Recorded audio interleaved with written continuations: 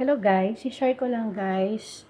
Pag kayo po ay magluto ng baka guys, ilaga nyo siya, ilaga nyo muna siya sa gabi guys. Tapos, para yung taba guys, ay ganito siya. Tapos tanggalin nyo na lang yung taba guys. Ayan, grabe ang taba ng baka guys oh.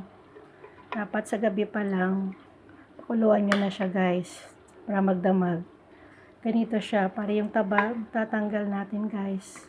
Para pag niluto natin ang beef, hindi siya, guys, hindi ka siya ganong daming taba. Ayan, share ko lang guys sa inyo.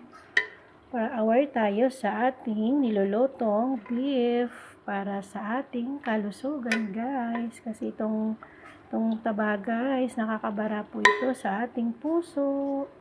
Ayan guys, ayan lang guys. Thank you.